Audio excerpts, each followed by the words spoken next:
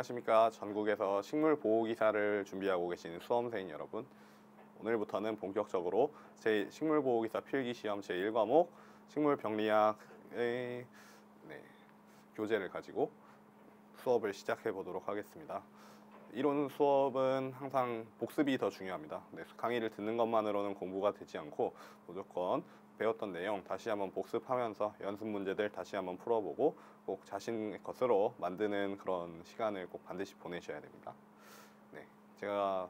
저도 책을 읽을 때 사실 이런 부분들은 스킵하고 읽고 하는 부분인데, 제가 진심 어린 그런 편지를 써 두었습니다. 여러분 공부하시는데 힘이 될 수 있도록 한번 읽어봐 주시면 좋을 것 같아요. 그럼 지금부터 본격적으로 제1과목 식물병리학의 핵심 이론 설명들을 시작하도록 하겠습니다. 식물병리학은 기본적으로 식물병리학의 개요를 설명하는 파트가 있는데, 이 부분은 OT에서 설명한 것과 플러스해서 간단하게 소개해드리고, 식물병리 일반, 식물병리학은 도대체 무엇이고 어떤 것을 연구하는 학문인가, 그리고 식물병리의 병리학 연구 역사에 있어서 좀 큼지막한 사건들 몇 가지 소개를 해드리는 파트고요. 식물병의 원인과 발생, 방제, 이 부분이 사실 식물보호기사의 OT 강의를 잘 들으셨다면 이 부분이 좀 많이 중요하겠구나 라고 느끼실 수 있고, 범위도 가장 많은 편입니다.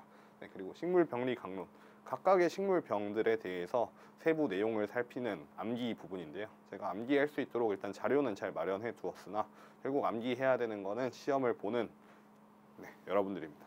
여러분들이 잘 암기를 해 주셔야 되고, C 부분, B 부분의 내용을 완벽히 숙지하되 C 부분은 시험 볼 때까지 계속 숙지를 하는 방식으로 진행을 하도록 하겠고요. D 부분은 이 교재에는 수록되어 있지 않지만 다음 강의에서 핵심 기출 문제들을 보시면 될 것 같습니다. 자, 그럼 지금부터 시작해 보도록 하겠습니다. 식물병리학 출제 경향 및 학습 전략 간단하게 살펴드릴게요. 5개 과목 중에서 솔직히 말하면 가장 쉽습니다.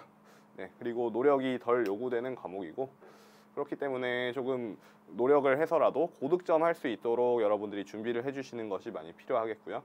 식물병 일반 파트, 그러니까 식물병리, 그리고 식물병의 A, B 파트라고 할게요. A, B 파트에서 출제되는 문제들은 거의 모두 맞출 수 있고, C 부분, 식물병 강론이었죠. 식물병 강론에서 출제되는 문제는 모르는 병이 나왔을 땐 틀릴 확률도 높고, 모르는 병이 나올 확률도 꽤 있습니다. 그래서 식물병 강론에 집중하기보다는 A, B 파트에서 나온 문제를 모두 맞추고 아는 병이 나오기를 바라고 그 준비를 했을 때 가장 좋은 결과를 얻을 수 있을 것 같습니다. 그런 수준으로 준비를 해주시면 될 것 같아요. 그러면 식물병리 일반에 대한 강의 오늘 준비하고 있습니다. 시작해 보도록 할게요. 식물병리 일반은 아까 말씀드린 것처럼 식물병리 자체에 대한 개념에 대해서 설명할 수 있는가를 핵심으로 보시면 되겠습니다.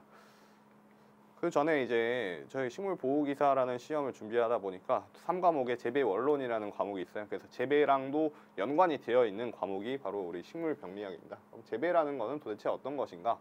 재배는 결국 인간이 작물을 기르는 활동이에요. 작물을 그럼 왜 기르는가? 작물을 기르는 이유는 결국 수확을 하려는 거고, 수확을 왜 하느냐? 수확을 해서 돈을 버는 거죠. 경제적 행위예요. 경제적 행위이기 때문에 최대한 다수확을 해야 되는데, 다수확을 하기 위해서, 그리고 품질이 좋아야 더 수익성이 좋게 나겠죠. 그래서 다수확, 고품질, 빠른 생육 같은 것이 결국 재배의 목적이 되는데, 이런 목표들이 어떤 거에 의해 좌절되겠냐? 결국 식물의 병이죠. 병원균, 부적당한 환경, 자연재해와 같은 이런 요소들에 의해서 식물이 생육이 저해되었을 때 그거를 우리는 식물의 생리장애라고 보고, 식물의 생리장애 안에 속해 있는 식물병에 대해서 설명을 하는 과목이 식물병리학이다. 이 정도 수준으로 식물병리학에 대해 정의할 수 있으면 되게 충분할 것 같습니다. 그리고요, 식물병 발생입니다. 아까 위에서 잠깐 언급했었는데 부적당한 환경이에요. 부적당한 환경으로 인해서 생기는 겁니다. 식물은 어떤 부적당한 환경으로서 작물의 면역력이 약해지고, 이때 병원균이 침입하였을 때, 병원균이 침입했을 때 병이 발생한다. 그래서 식물병의 발생 요인에 뭐가 있죠? 병원체, 기주식물, 기주식물이라 하면 걸린 식물을 얘기해요. 뭐 쌀에 걸리면 쌀이 기주식물이고, 배추에 걸리면 배추가 기주식물. 환경. 네, 결국 이 세 가지가 복합적으로 작용해서 하나의 병을 얼마나 일으키고 얼마나 또 대발생할 것인지를 결정을 하게 되고요. 그래서 이걸 식물병의 3요소라고 하고 있습니다. 외우셔야 돼요. 네. 식물병의 3요소가 뭔지 직접 물어보는 문제도 있어요. 사지선다형이다 보니까 뭐 예를 들어 병원체, 기주식물, 환경에 하나 이상한 거 넣어가지고 문제 하나 나올 수 있겠죠. 네. 주인이라는 거 있어요. 주인은 결국에는 병원체를 의미합니다. 메인 이유는 병원체가 침입했기 때문에 병에 걸리는 거겠죠. 그래서 메인이다, 메이저한 요인이다 해서 주요인 병원체고요. 유인은 발병을 촉진하는 요인이에요. 그래서 환경 요인을 보통 유인이라고 우리가 이야기를 하겠고요. 위에서 말씀을 안 드렸는데 진균병이 가장 많습니다. 이거는 문제 해결할 때도 조금 힌트가 되고 단서가 되는 게 식물병 중에 진균병이 제일 많기 때문에 모르는 병이 나왔어요. 예를 들어 문제에 모르는 병이 나왔을 때 진짜 모르겠다 싶으면 그냥 진균병이겠거니 하고 해서 풀었으면 한 65% 정도의 정답률은 확보할 수 있죠. 근데 대신 바이러스 병이라고 하고 풀었을 때는 상당히 15% 정도밖에 안 되겠죠. 네. 그러니까 진균병이다 생각하고 풀고 진균병이 제일 많다 정도 알고 계시면 도움이 언젠가 한번 도움 받으실 수도 있겠습니다. 네. 그래서 다시 돌아와서 환경 요인 어떤 것들이 있느냐? 우리가 결국 환경이라는 건 인위적으로 만들어가는 거예요. 재배라는 게 인간이 목적을 가지고 하는 거기 때문에 인간이 어떤 행위를 함으로써 하나하나가 결정돼요.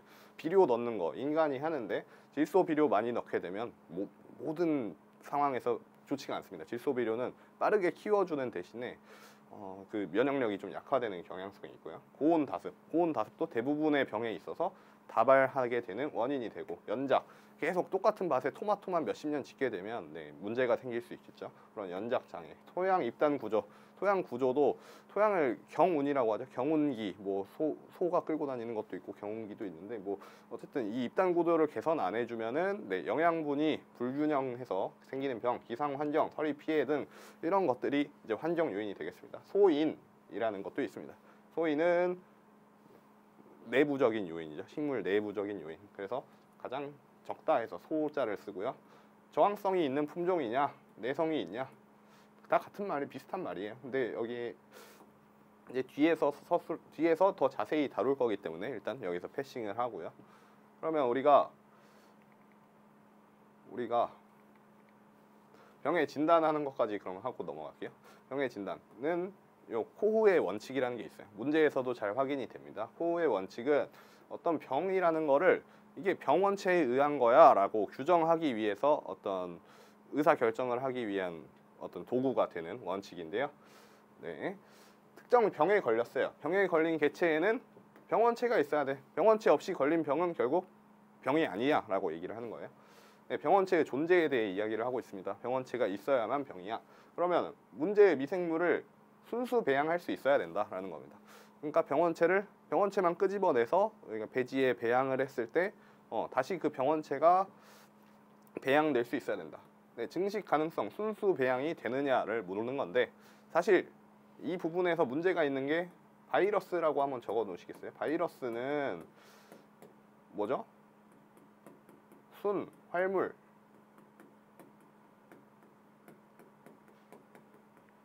살아있는 생물에만 기생을 하기 때문에 얘를 인공 배지에서 배양한다는 거는 사실 불가능해요. 그래서 코어의 원칙으로 설명 안 되는 게 바이러스나 뭐 파이토플라즈마 이런 병원균들은 설명하기가 조금 어려운 부분이 있지만 그게 그래서 한계점으로 남아있다라고 보시면 되겠습니다.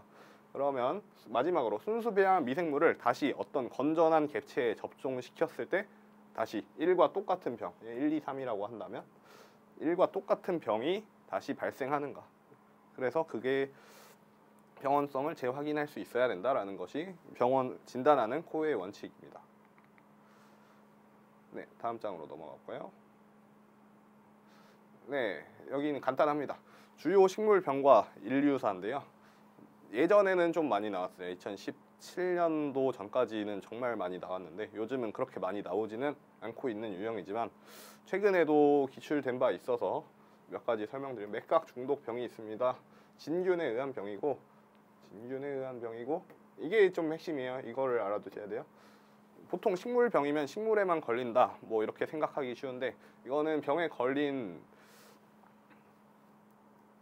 이런 작물들을 먹었을 때 사람이나 동물한테도 피해가 있었던 병이라서 조금 특이한 병이어서 식물병리 역사상에 좀 남아있는 병이고요.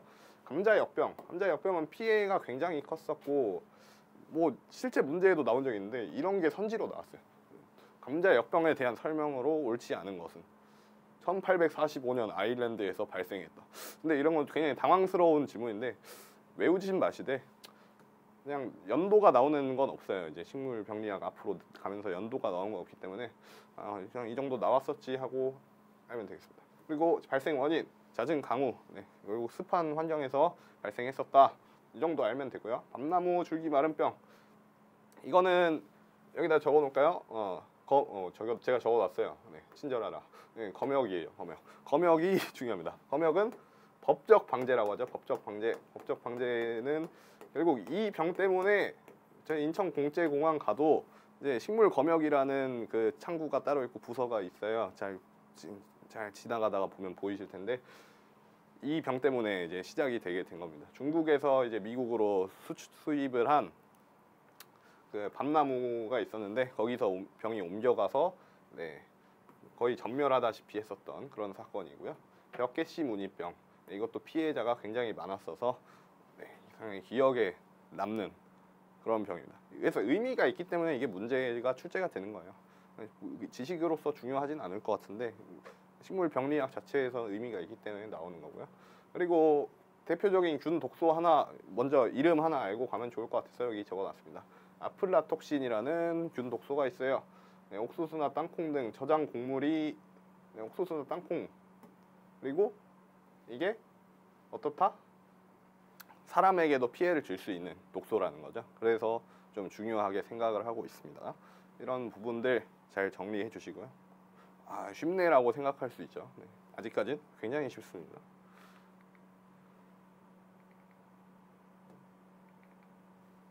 다음 넘어가 볼게요. 다음 넘어가면 연습 문제가 나오는데 이거는 누구나 쉽게 풀 수 있을 겁니다. 한번 풀어보시고요. 잠시 일시 정지하고 풀어보시고 저는 계속 강의를 이어가겠습니다. 호흡의 법칙에 대한 설명을 옳지 않은 거 저희 다룬 내용이네요. 너무 쉽습니다. 선생님 넘어가시죠. 넘어갈 수는 없죠. 자, 병원체는 분리되어 순수 배양되지 않을 수도 있다. 아까 바이러스 안 된다며요 선생님 했잖아요. 근데 그러면 않을 수도 있는 거 아닙니까? 라고 하면 안 되겠죠. 그거는 호흡의 법칙의 한계점에 대한 얘기고, 호흡의 법칙 자체에 대해 물어봤죠. 그러면은 그것만 가지고 대답을 해야 돼요. 호흡가 이런 얘기를 했나요? 안 했죠. 병원체는 순수 배양되어야 한다라고, 순수 배양되어야 한다고 얘기를 했어요. 나머지 부분들은 한번 살펴보시면 좋을 것 같습니다. 맞는 말인데 별로 안 중요하면 그냥 넘어갈게요. 맞는 말. 자, 식물이 병에 걸리기 쉬운 성질은 아까 제가 말 안 하고 넘어갔어요.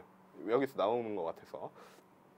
저항성, 병에 잘 안 걸리는 성질이고, 면역성, 사실 병회피 이 말은 제가 있는지 없는지도 잘 모르겠어요. 그런 말은 잘 안 쓰는 것 같은데 이거는 잘 안 걸리는 성질로 묶이겠죠. 사실 얘도 어떻게 보면 뭐 있는 말이라고 치면은 잘 안 걸리는 성질인데, 감수성은 병에 잘 걸리는 성질입니다. 식물의 형태학적이나 어떠한 이유로 식물이 그 병에 잘 걸릴 때 그거를 식물이 이 병에 대해 감수성이다 이렇게 얘기를 합니다. 그래서 알아두시면 좋을 것 같습니다. 넘어갈게요. 3번. 병 발생이 아주 용이한 환경에서 그래요. 환경. 아까 우리 병 발생의 3요소가 뭐였죠? 자, 뭐였죠? 기억 안 나면 멈춰놓고 빨리 생각을 해요. 저는 말하지 않을게요. 자, 환경이 있고 병원력이 강한 병원균이 있습니다. 그리고 작물이 있죠. 자, 3요소가 다 나와 있네. 그렇죠? 이 3요소가 충족되었을 때 병이 얼마나 발생할 것인가 보죠. 병 발생이 용이한 환경이면 병이 많이 발생하겠네요. 병원력이 강해. 그럼 더 많이 발생하겠네요. 근데 저항성이 강한 작물을 재배하면 조금 덜 발생하겠구나. 우리 이 정도 생각은 할 수 있겠죠. 그래서 감수성, 위에 문제랑 아주 연결이 돼서 참 풀기가 좋네요. 감수성 작물을 재배하면 이보다 훨씬 많이 발생하겠죠. 그래서 현재는 저항성 작물을 재배를 하고 있는 경우다 보니까 이보다 적게 발생하게 된다라고 보시면 되겠습니다. 일단 첫 번째 이제 식물병리 일반에 대해서 이렇게 다뤄봤고요. 굉장히 어렵진 않으셨겠지만 기본적인 내용이고 이게 기초가 돼서 다음 B, C 파트까지 연결이 되는 거거든요. 그래서 빠르게 복습해 주시고 다음 강의에서 저희는 다시 만나도록 하겠습니다. 네, 들으시느라 수고하셨고 복습 잘 부탁드립니다. 안녕.